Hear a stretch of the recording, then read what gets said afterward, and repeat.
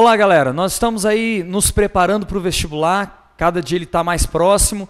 E nós estamos dando algumas dicas para ver se você se prepara um pouco mais e focaliza naqueles pontos que geralmente são cobrados na prova. Nós demos uma primeira dica, a segunda dica sobre a história do Brasil, e agora nós vamos voltar para a história geral. Quero pensar um pouco sobre o contexto que vai fazer nascer a Idade Moderna na Europa, esse contexto que está vencendo a Idade Média e adentrando a modernidade. É importante lembrar que nem todos os aspectos da Idade Média são vencidos no início da modernidade. Nós temos um marco, 1453, a queda do Império Romano do Oriente, chamado também de Império Bizantino, que vai levar à decadência das estruturas feudais, que na verdade já estavam caindo desde o ano 1000 com a chamada Baixa Idade Média, mas em 1453 nós temos de fato um marco.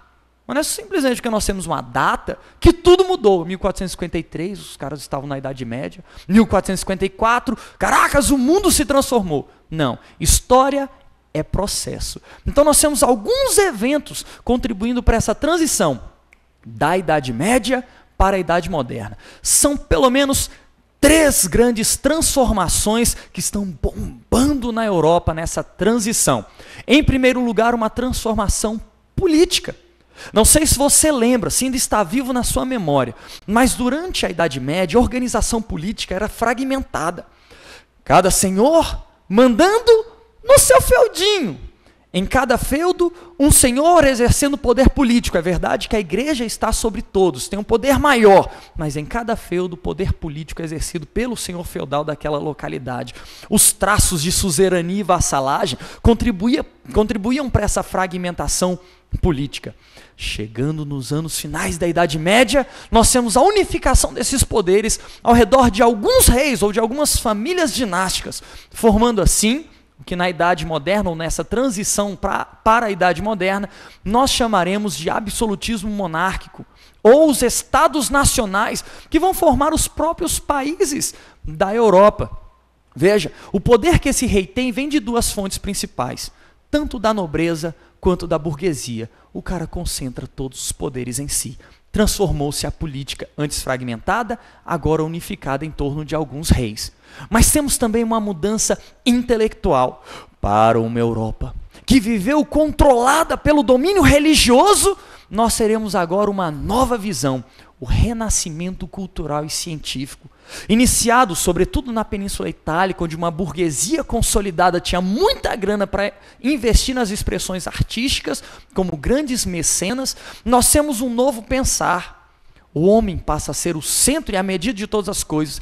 E preste atenção, boa parte das obras ainda tem temas religiosos. Então esses caras não estão abandonando a fé, estão dando um novo foco para o homem como centro da criação. O antropocentrismo ou humanismo, a razão como forma de pensar, substituindo aquele forte domínio religioso que tendia a dizer, Deus quis assim. Por fim, nós temos um grande investimento em novas pesquisas, por isso o seu caráter cientificista, logo no século XV e XVI. Mas nós temos uma outra grande transformação, não só a política e a intelectual através do renascimento cultural e científico, uma mudança religiosa com a reforma protestante. Esse, ao meu ponto de ver, parece ser o ponto-chave para essa transição, porque afinal de contas, uma igreja que durante quase 1000 anos da Idade Média dominou a Europa, será agora rachada ao meio. Em 1517, um monge, Martinho Lutero, fixa na porta da igreja onde ele era padre 95 teses contra a venda do perdão. Eis o início do racha da igreja. Será perseguido, será excomungado e não achará outro caminho a não ser fundar uma nova religiosidade. E aí temos os grandes nomes da reforma protestante: Martinho Lutero, João Calvino e Henrique VIII. Se você puder, dê uma pesquisada nesses 3 nomes e aprofunde um pouco mais nessa transição. Ainda dá tempo.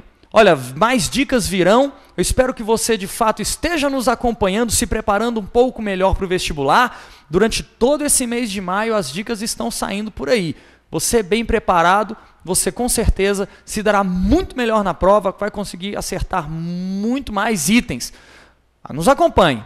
Nos acompanhe no Facebook, nos acompanhe pelo Twitter, as redes sociais estão aí para te preparar melhor. Fica a dica então e a gente se vê com novas dicas que virão.